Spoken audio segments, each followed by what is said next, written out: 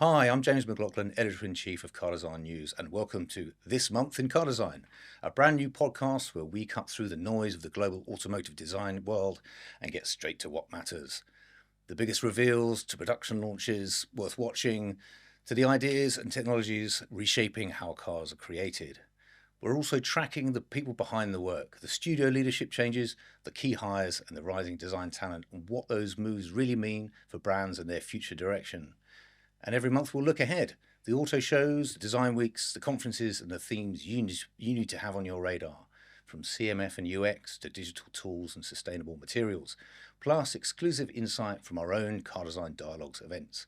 So if you're a car designer of any type, or just fascinated by where automotive design is heading, this is your monthly briefing. And with that, hi team, Lucy Abbott, Assistant Editor of Car Design News. Hello. Freddie Holmes, Trusty Freddie, Deputy Hello. Editor of Car Design News, who's been on his travels today. More on that in a bit. Guys, main theme of this month has been our coverage of design for manufacturing, which is an interesting sort of intersection between, I suppose, engineering, design, and of course the end product itself. And we've spoken to various companies of all sizes on that. Lucy, I'm going to start with you because you spoke to an interesting California-based startup. Yes. Yeah, we'll start with the smallest one. Yes. So Oil Stain Lab is their name. It's founded by two twins, Nikita and Ilya, and they made the Half 11 retro-inspired hypercar, which is what people might have seen online. I think it blew up on social media. So I spoke not to literally. them. No, not literally. Luckily, not literally. Not if they designed for manufacturing correctly. Yeah, exactly. And they just had a really interesting story. They used to work for like the big OEMs. They put in the shift there, and then they kind of went their own way and started this kind of, I don't know, passion project of a retro-inspired hypercar, and then created the Half 11. And about design for manufacturing, they just kind of said how key it was and how basically you can't design well without having those manufacturing constraints to design within. Like if you had a massive blank sheet of paper, you might come at a loss. But if you have those constraints, those kind of barriers, then you can be creative with how you put things together. Which I think we kind of found was emulated across all the interviews we did. It did seem to be a common theme that came out. I mean, one tidbit about the twins, Richard Pietruska taught them how to sketch at Art Center in California, and they used to pretend to be each other in their lectures because they looked so similar. But yes, no, that's the smaller end of the scale. I guess I've been out in Detroit for various reasons, including the auto show, but I had a similar conversation with the team behind the Ford Mustang Dark Horse SC, which is a terrifying looking beast, I have to say, but not quite as terrifying as the process behind it, where engineering and design were actually sat in the same room for the duration of the project, moving super quickly. And it was really interesting to have the lead designer and the lead engineer stood by the car, still duking it out actually about various sizes of intakes and how they were going to fit certain light modules in. A really interesting insight, but it just showed what could be done on a very tight timeline when the chips were down. Freddie? Well, that's one of the things we keep hearing, isn't it? I know when I first started here, one of the conversations was that designers and engineers just don't get along, and also sometimes they just don't talk. But if we dig into the topic like we've done this month, you can actually see they are working really closely together. And yes, there's probably some tension there, but I think they're working towards the same goal, aren't they? As long as they remember that, I think is yeah. I had a chat with Sergio from Zeekr, the chief interior designer there, and he pointed to this idea of China speed. Interesting. Yeah. Because we often ask ourselves why. What's the pressure to work so quickly? He explained that by working faster and getting the design process done and sort of wrapped up a little sooner, it gives purchasing more time to play and basically get a better price for the stuff from the suppliers. But you can only work that quickly if you're in tow with the engineering guys to make sure that everything is done. As you referred to it as design freeze, didn't you? Give more time for purchase. Yeah, get the design freeze done, set, and then you should hopefully get a better price. I mean, it does all come down to cost. Well, does it all come down to cost? It is such a motivating factor, of course, with the pressure from China producing extremely cheap cars extremely quickly and pretty well designed in many cases. It does feel that, OEMs all need to catch up and kind of move in that similar direction. I think some are finding it harder. And you also, was it you that spoke to Xpeng, Freddie, or was it Lucy? I can't remember. Yeah, Xpeng, yeah. With that kind of just echoed what we've already said, to be honest. Alain Simon, probably butchered his name there, but yeah, I noticed you dodged Sergio's surname as well, which is interesting. Yeah, maybe I'll brush up on it next time. But good. No, Alan was, he just said we basically sit down together, literally at a table, and I will sketch something, and the engineer will tell me, you can't do that, do it like this, and it'll probably work. And you've just saved yourself a load of time, rather than doing the finished design, doing a nice model of it as well, sending it through. You catch it early. Yeah, I mean, that's a classic sort of throw it over the wall, design it, throw it over the wall, hope for the best. But to avoid, that's the opposite of that scenario. And you've been trying to integrate that into our editorial process as well. So when I write now, you're looking over my shoulder with a red pen and you go, nope. And often I do throw things in the bin, Freddie. You do, sadly, you get quite a Filing shot. Vertically is my MO these days. We've been about as well, actually, moving on from the theme. I mean, I should say you can read all these stories on the website, providing you've got a subscription. And there has been a thematic newsletter that will go out. I think it may even go out as we record this, sort of with a big roundup. But yeah, subscribe to read those. Few shows in January. I was over in Detroit, obviously, for the Detroit Auto Show. How was that? How was it? It's interesting. I don't know. For those who have been paying attention, Detroit has been named World Design City of the Year by Wallpaper magazine, which is a kind of bible for design aficionados, which I've always banged the drum about how great Detroit is as a design city. It's got an Art Deco, Beaux Arts legacy that is almost unmatched, I think. It's the only... UNESCO. Yes, UNESCO recognised it as the only design city in the United States. It's got an incredible downtown, which is coming back, and credit to Ford and General Motors. They've both invested enormous amounts of money downtown in new buildings and new studios, and the Ford, the main one being Michigan Central, the former railway station, which is now an incredible jewel in the crown. But it does feel that the motor show is still struggling. Sadly, it hasn't.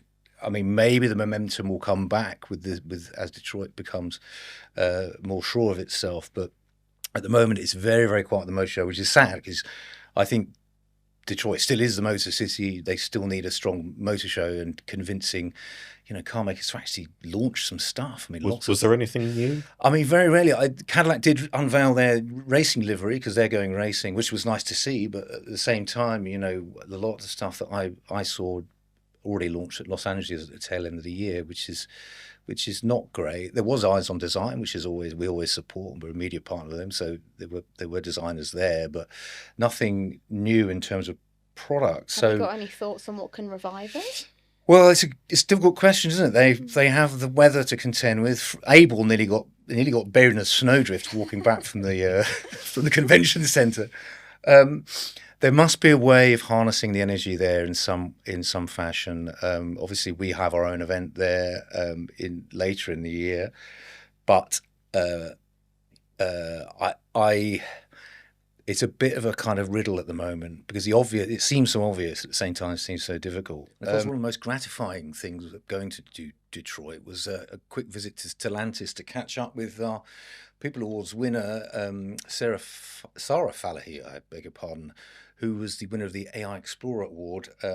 We've got a picture of me and her together because she couldn't come to the ceremony, but we delivered the trophy in person. Fascinating project about alleviating stress in drivers via sort of really good UX design. So it was wonderful to catch up with her and see someone at the beginning of their career with aspirations to break into the world of design. At the moment, she is a UX engineer, but has got her eyes on making that transition through to design. Also in the year, even before that, was you were in Brussels, Freddie. Yeah, it's the show that is the oldest show that you've never really Never really been heard to. of. Yeah, yeah. It's been going for over a century with some breaks in between for obvious reasons. But it was interesting. We, myself and Guy Birds, went along and we were asking designers and even just people we were with, PRs, have you been here before? No, first time for everyone. Oh, So we're all in the same boat. Yeah. It's a nice neutral ground. It felt very different to other shows, actually. In one hall, you had Japanese brands, Chinese brands, mix of European brands, UK, all together in one hall. It wasn't, with Paris, it was very much the French brands and then Chinese, and kind of that was it. Brussels was a heady mix. Which is what Geneva used to offer. Geneva was the kind of the neutral territory. Excuse me, I've just dropped my script. But it was a neutral territory where you could see all these brands together, and of course there wasn't a huge, it's not like Germany or around Paris where there are big car companies. It was blank canvas. I think the difference with Geneva is you had historically groundbreaking concepts there. That was the place to show the concept. This was much more production, was it, Freddie? It was, yeah. I heard it's one of the main shows for sales, like dealer sales, if you will. So lots of orders get placed at Brussels, and that's when inventory fills up. We did see a couple of global launches. There was a Kia EV2, which I'm still slightly on the fence about seeing it in person. The tail lamps are so far down, it's like they're sort of in your shin. So I'm still getting to grips with that. And then the Mazda CX 6E, which Joe Stenua, head of design at Mazda, was desperate to pronounce correctly. Yes, just as I was then. Yeah, I think he was worried he'd say the wrong names, the CX Sexy or something. Yes, the CX Sexy, which depending on your point of view, I suppose whether you think it is or not, I don't know. It's a good looking thing. And again, sticking with you, Freddie, because you are the man who's been the roving reporter. You're just back from Retro now. Is it Retromobile or Retromobile? Yeah, we've been saying Retromobile, but that's Italian, isn't it? And if you do Retromobile, that just sounds like you're going to buy a SIM card. Yes, it's a good show actually. Again, that was a first time for me, and actually a lot of the people I was with from Citroen. It's sort of 1/3 celebrate your heritage. So there's obviously tons of old cars, but certainly Stellantis were doing their best to show the new cars alongside the old and celebrate that. Yeah. Then it was just if you've got a load of money, go and look at Joe Macari's stand and put down 20 million for a 250 GTO or something. Right. But there was also a lot of families, and it was a nice mix. Yeah. Seeing the youngsters sort of strolling around and going, "Oh my God, look at that!" Yeah. I mean, it just shows, Lucy, the importance of brand heritage. If you do have this brand heritage, this is a great way of showing it. It's the kind of, it is the lever that European car brands and American car brands can pull. Yeah, no, it's important. And you said there were the BMW art cars there, which I was very jealous of because they very, are very gorgeous. jealous. Yeah. The Warhol one really stood out to me. That was on the M1. It was difficult to see, actually. I had to hang around for a bit because there was just a perpetual crowd. Yeah, I can imagine. And there was even an easel set up with a little boy doing an oil painting. Good Lord. Of it. So, wow. Yeah, it definitely drew a crowd. That was probably one of the highlights of the show, I would think. And this easel was open to the public, or was it just a showcase of this product? I assume he just trotted in with it on his back or something and just set up. I don't know. There wasn't a hat with money next to it either. But Missed the trick there then. Yeah. Freddie, actually, I don't know. I keep coming to you. You've obviously been busy, but one thing about the Retromobile is, you have the old cars mainly, and then you have some of the new cars. They launched them concurrently, but you sort of poke the hornet's nest a little bit by asking the question on CDN: why do people hate new cars? Now, what on earth possessed you to write that? Yeah, I was Lucy. You might recall there was a fateful morning. I sort of stared out the window for a bit and went, "Why do people hate new cars?" I just feel like, certainly over the last couple of years, every new launch is met with almost universal negativity, to be honest. Certainly, I mean, the comment section isn't. It's not the best yes. barometer to go by, but it is a barometer nonetheless. Yeah. You look at the comment section, and it's just, it's a bit of a mess, really. It's a bit of a hate fest in some ways. It's an outrage sometimes, yeah, which is quite dramatic. But it's rare that we get good comments, to be honest, about new cars. So I was thinking, well, why is that? And I suspect, I'm not immune to this, but there's an element of resistance to change there. We like what we like, and something new comes along. No, I'll stick with the old one, thanks. But we'll see if that changes over time. I think it shows how emotional cars are for people. Exactly. I completely agree. If you grew up with a certain car, it's a family car, that is the right generation, the best one. Yeah, your mind cannot be changed. No. That, and anything new will seem weird and foreign and you don't like it. So, yeah. I did talk to a designer who I will not name, actually, but they did say to me the other day, like, we need to start designing with a bit more passion again, because we feel like we've been a little bit too led by technology, or too slipping to this mindset that it is, more like a product or a tool than it is. But they were saying, and rightly, I think, as Lucy says, it's the really emotional purchase, like so emotional in the sense that, it is an extension of you and your house and your personality. So of course, do what your gut is telling you, because designers know this better than anyone. It's also the second most expensive thing you're going to buy in your life, aside from your house. Yeah. So I think we're kind of right to be a bit picky. Yeah, no, completely.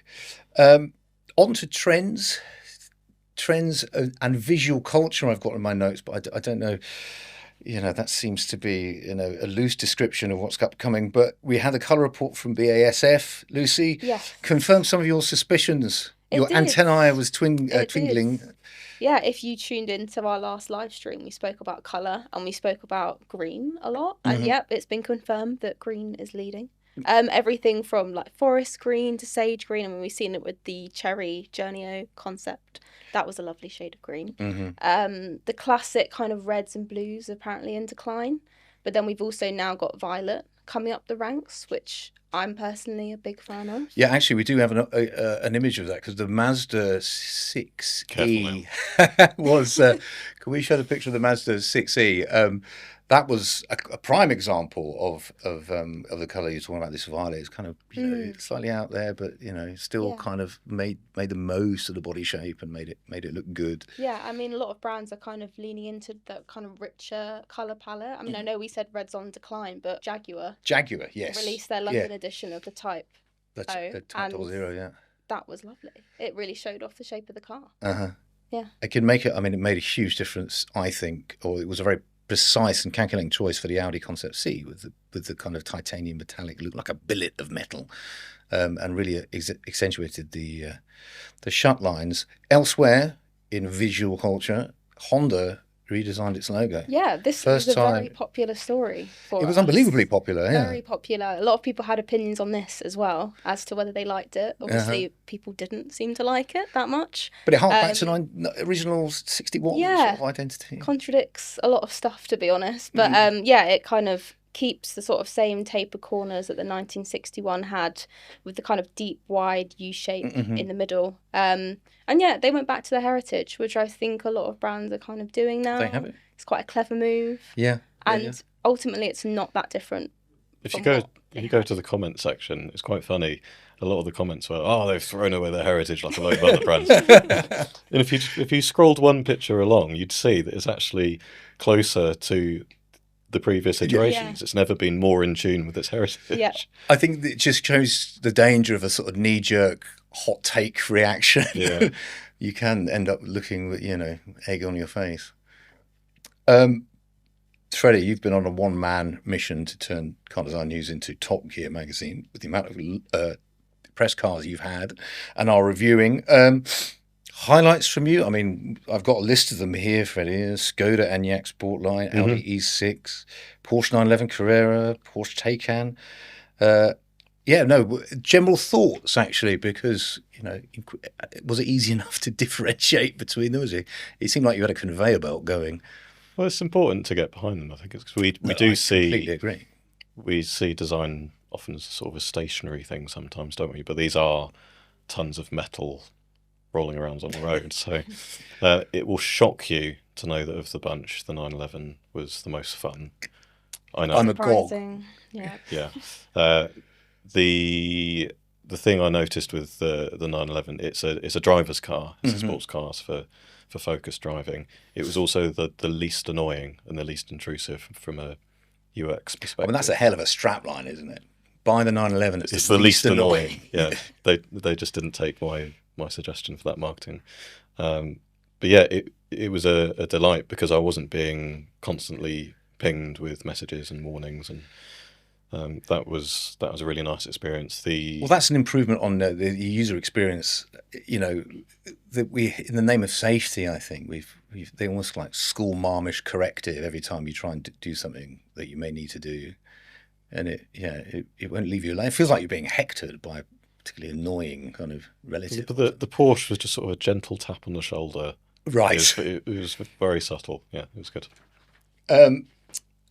Well, on that, I have a Lotus Emea arriving. It will have arrived by the time we broadcast this, which I'm looking forward to because obviously this is one of Lotus's sort of big flagship launches. Anything for you on the horizon, Lucy? Or are you staying out of the mix at the I moment? potentially have a Cupra on the way, Mm-hmm. so I'll keep you guys updated about that next time. But They're a very interesting brand, Yeah. Cupra, in the sense that they've been very, very strong on their identity, I think. yeah, It's yeah, not everyone's cup of tea. yeah. I'm a bit too old. Well, I think they're fun, aren't they? I think that's their whole kind of Mm-hmm. approach. They're kind of a bit more light-hearted and fun. That's their Which- vibe. Should be fun. People news. Now there was a few late additions to people Do news. you know of any? Yeah. It's almost as if I teed that one up. Well, we saw. I mean, some of it you can tell whether this is a gauge of popularity. I know it's not a popularity contest, but Marilia Bill was promoted at Kia, who's their senior colour and materials and finish designer now. There was an absolute outpouring of kind of love for her on LinkedIn, and the stories had loads and loads of hits. So obviously she's doing something right.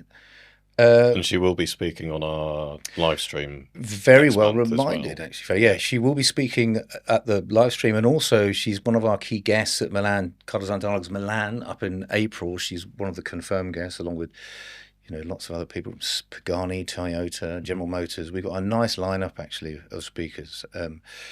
I guess we all know about the big news, Thomas, going back to Volvo. It was, I guess, we'd all kind of had a sort of sweepstake on it, but the odds were always on when we heard he was back in the building. I guess what was slightly more interesting is the questions it raised rather than the answers. And we've got an interview with Nick Gronenthal on the website at the moment because they just launched their best-selling model is the EX60. They've just launched a new all-electric version of that with some very funky door handles. But Nick he's been from acting head of design, he's now head of USA design. I think that's right. But of course they closed their US studio in 2024. So what does that mean? Do we get a new Volvo design studio back in California? I don't know. Either that or just not a huge amount of work, really. Easier stuff in the world. Yeah. Put his feet up and drink pina coladas. That sounds great. I think Thomas, going back to Volvo, is obviously, he was the man who took on, Peter Horbury's legacy and really moved it into playing in the same waters as BMW, Audi, and Mercedes-Benz. So we can only hope, more great stuff from Volvo. Anything else? Yes. We had some news yesterday. Tobias is the new Porsche head of design. Yes, Tobias Schulman. He's got big shoes to fill. He has with the retirement. Is it retirement of Michael Mauer? He has retired, hasn't he? I think he's standing down. He's been working there for 22 years. So that's quite he's a long a Porsche shift. legend, really. Yeah, Legend. So I think, but we got quite a good response on social media when we post about Tobias. So, seems promising. So we'll see. He was, of course, McLaren head of design, and then when they merged with 47, he stood down, I think, or resigned. I'm not entirely sure what happened there, but he's now been picked up by Porsche, which is an amazing role for him. I mean, he's got a pedigree in performance cars, but obviously he's quite well liked, I think. I've always found him a very, very agreeable and interesting man to talk to, but, like you say, Lucy, Big shoes. Yes. Big shoes. There was a good comment underneath the story saying, "Hang on, I thought you went to Volvo." Oh, I saw No, this. that's someone else with a name that begins with T. Yeah. That's Yeah. I saw your response on that, Freddie. Yeah, Thomas of the Englath variety. I think. Speaking of retirements, the legend that is Dave Marrick finally hung up his Spurs. I don't know if that's the correct phrase for a car I think designer. you've just coined a new phrase. Yeah, I think I have. Yeah, but Acura Honda designer based in the United States, a legendary sketcher. A really engaging figure, but he was one of our guests at Car Design Dialogues. We have a picture of him in typical Dave Marrick fashion on stage, smashing a beer while he was talking, which I think was a nice way to sort of go out. And it set the tone, didn't it? He really did, and I think everyone will wish Dave well. I don't suspect he's stepping out of design for a moment. I'm sure he's. Do designers ever retire? I don't know if they do. You know, I don't think they do. They just keep going. You know, which is because it's a labour of love. It's a passion. It's a passion. You know, what's next? I guess there's a few things coming up. Freddie and Lucy, anything on your radar that you think is worth mentioning? Well, we can mention our focus for next month. We certainly can. Which is autonomous vehicles. So keep an eye on the website for all autonomous themed features. Yeah, we've got a few responses already from some of the usual players and some of the more unusual players, but you have to stay tuned and subscribe to read any of that, of course. Freddie, I'm looking at you meaningfully. Well, I think we need to mention some of the cars that have stood out to us. We're on the subject of Honda. Yes. Well, you've seen the base station. Oh, yeah, no. Is it the base station? It is the base station. Yeah, it's base station, yeah. Is this the one with the kind of? It is the one with the sort of. It's like the tow behind caravan. Yeah. But to call it a caravan, I think is a bit of a disservice, isn't it? Because it looks incredible. Yeah. And it perfectly mirrors the Series 0 SUV, doesn't it? 100%. Yeah. That's a very cool thing. And you could kind of see that coming to production as well, couldn't you? It's nice to have the continuation, isn't it? Yeah, because the side windows, we can probably put a picture up afterwards, but the side windows directly mirror the back of the car, so that it's very nicely done. It's very thoughtful. Yeah, thoughtful. Any other cars to note that you? Jensen. Oh, it's a good point. Jensen. I'm a big fan of the Interceptor. Yeah. Who isn't? I guess. But yes, they're coming back apparently. But it's not an Interceptor. That's very important. Yeah. It's inspired by the Interceptor, but it's not a new Interceptor. Right. It's just a new GT with a V8 from a company called Jensen, known for making the Interceptor. Right. I think they're going to struggle to distance themselves from it being when your legacy is all wrapped up in one incredible car. Yeah, how do you even attempt to break that chain? I think they've clearly come out with that in mind. I would imagine if it launches under the Interceptor name, it might get more interest. That's my thinking. But no, true. What are we working on for next month then? What can readers see from us? More of the same good stuff, I would say.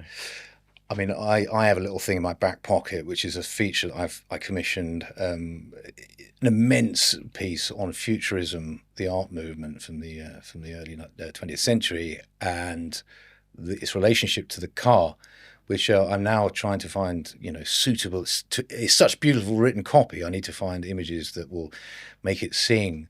But it's an interesting take because the futurists wanted to remake society, and they saw the car as a kind of a way of this made point. But this is looking at it from a different lens. How did the art movement reflect back into automotive design? So that's a really good, huge piece of research, and a really, really lovely piece. That'll be live soon, as soon as I can find enough decent images.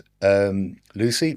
I've got the rise of Indian car design. Yes. Coming up, which is very interesting. It's kind of documenting Indian cars from maybe being more practical and more kind of, okay, they need to suit the roads, they need to get you from A to B and be safe, to, the Indian car design companies like Tata coming up, creating their own design language and putting their mark on the industry. And so, great work from Mahindra as well. I mean, Yeah, I was talking to the guys from both of those OEMs actually at the People Awards, and it's an amazing journey. It was Aurelian Dozy I was talking to, and he joined Tata. It was just him and one other guy in a shed, and now they have a state-of-the-art studio, and they're being shortlisted for design awards alongside the greatest OEMs in the world. So, I mean, I would look forward to reading that actually, Lucy. Well, alongside that, we always try and cover as many degree shows as we can. Almost too many to cover properly. But yes, we were talking about the rise of Indian car design. We thought, let's see what the schools are up to. And turns out the NID, National Institute of Design in Pune, I believe, has just had its degree show. So we should have some nice concepts and footage from that show. Yeah, linking back nicely to the story. And of course, you can't read any of these stories without subscribing to Car Design News. And we do have events coming up. Autonomous driving and car design is a feature for next month. But we have later in the year Milan, Beijing. We're off to Detroit again. But this is the first, I guess, of a series of monthly podcasts that we'll be doing. Don't forget to like and subscribe. We hope you like it, and we hope you tune in. But for now, thanks very much, Freddie and Lucy, for joining me today. We'll see you next time.